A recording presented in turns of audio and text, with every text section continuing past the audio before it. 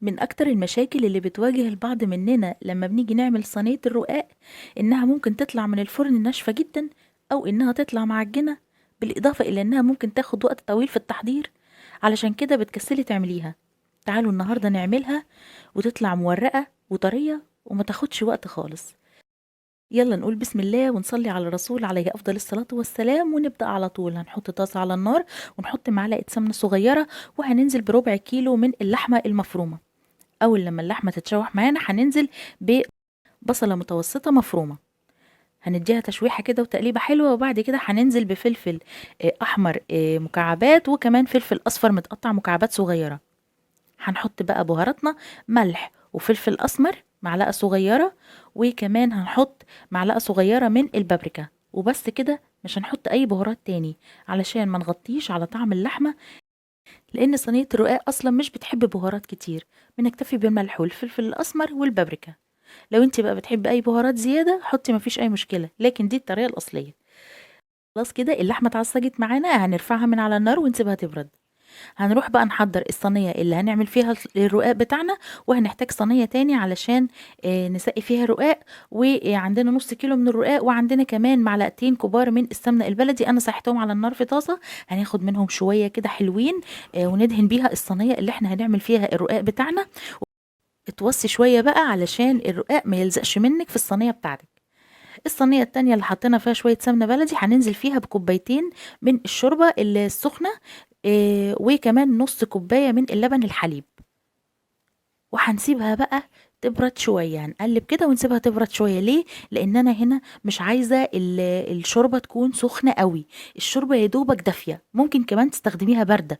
اولا انا هستخدم الرقاق الجاهز. الرقاق الجاهز زي ما انت شايفه كده بيجي يا دوبك الرقاقه ما بتقدريش تمسكيها، فلو حطيتيها في شوربه سخنه هتدوب منك، هتدوب منك بمعنى يعني بمعنى اصح ان انت مش هتعرفي تمسكيها خالص. وبالتالي لو جيتي تحطيها في الصينيه هتعجن منك، وده اول سبب اللي انا قلت عليه. يبقى عشان نتلافى ان الرقاق ما يعجنش منك، الشوربه اللي بتسقي بيها الرقاق بتاعك ما تبقاش سخنه.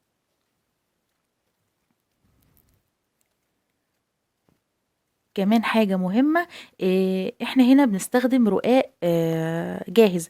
لو بتستخدمي رقاق اللي احنا عاملينه في البيت، او مثلا حد بتشتري الرقاق من حد بيعمله في البيت، الرقاق التاني ده بيكون تخين شوية، فبيحتاج ان انت تسخني له الشوربة شوية علشان الرقاقة بتكون تخينة. تمام، علشان كده انا هنا بستخدمها يا دوبك الشوربة اللي عندي دافية جدا جدا، والحليب كمان اللي انا حطيته بيدي طراوة كده للرقاق وطعم حلو قوي.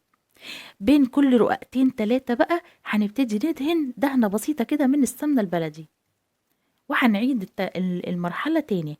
هنكرر نفس العملية، ان احنا هنحط رقاقتين تلاتة لحد لما نخلص نص المقدار.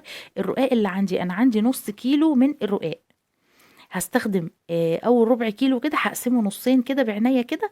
هنستخدم الاول ربع كيلو، وبعد كده هنبتدي نحط الحشوة بتاعتنا.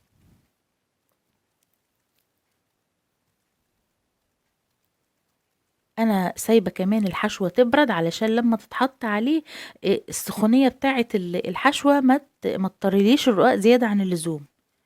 شايفين الرقاقه متماسكه في ايدي ازاي؟ علشان الشوربه اللي عندي دافيه او بارده بمعنى اصح، يعني هي كده يا دوبك دافيه. وهنبتدي بين كل رقاقتين تلاتة برضو نحط رشة بسيطة كده من السمنة البلدي، علشان هي دي اللي هتعمل لنا التوريقة بتاعتنا، وما تخليهوش يبقى لازق في بعضه وكتلة واحدة كده. خلاص خلصنا كده.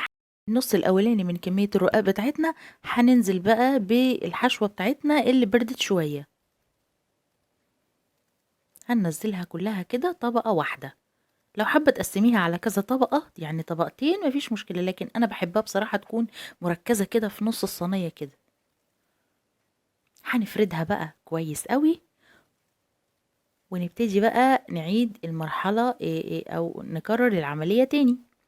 هنبتدي بقى ناخد رقاقة رقاقة كده، ونبتدي برضو نبلها في الشوربة باللبن الحليب اللي عندنا، ونبتدي نحطها بقى واحدة واحدة كده لحد لما نخلص المقدار اللي عندنا كله. وانت بتحطيها حاولي ان انت توزعي الرقاق كده على الصينية علشان يغطي جميع الاجزاء اللي باينة من الحشوة بتاعتك. لو تلاحظي ان الرقاق لسه ناشف ما تقلقيش، استني، هو الرقاق ناشف كده ما تعمليش اي حاجة، سيبيه لمدة 5 دقايق. شايفة بعد 5 دقايق ايه اللي حصل؟ شايفين الكرمشة دي دليل على ان الرقاق كله طري وبقى كويس جدا. هتضغطيه بس ضغطة بسيطة كده علشان تتأكدي انه الحشوة مسكت في الرقاق كله. هنجيب بقى بقية السمنة البلدي اللي احنا سيحناها وهننزل بيها فوق الوش بالشكل ده.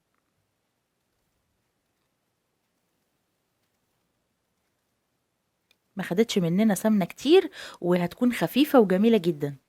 هنقطعها بقى بالتقطيعة اللي تحبيها، قطع صغيرة أو قطع كبيرة.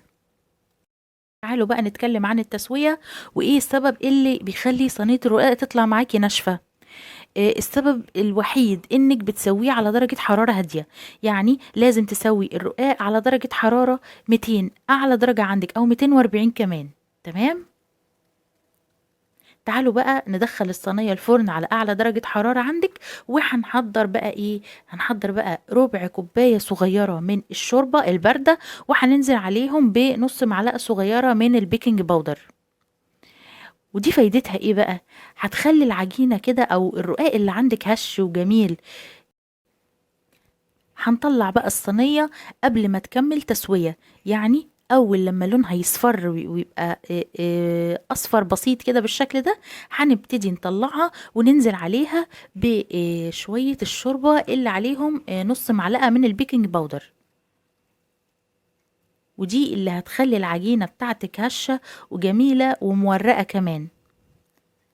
عشان كده احنا قطعنا صينية الرقاق علشان كمان ينزل من بين الفتحات دي وكمان يظبط لنا الصينية. هندخل بقى الصينية تاني الفرن لحد لما تتحمر ويكون وشها جميل بالشكل ده.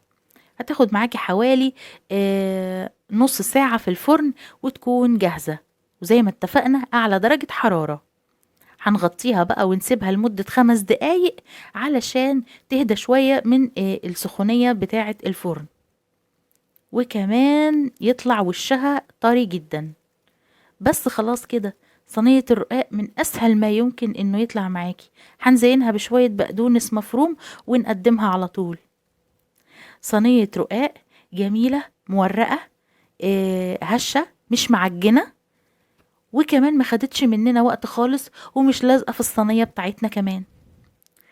لو عجبك الفيديو قوليلي في الكومنتات رأيك ايه، ولايك للفيديو، واشتركي في قناة صنع في المطبخ مع أميرة الطاهر علشان يوصلك كل جديد.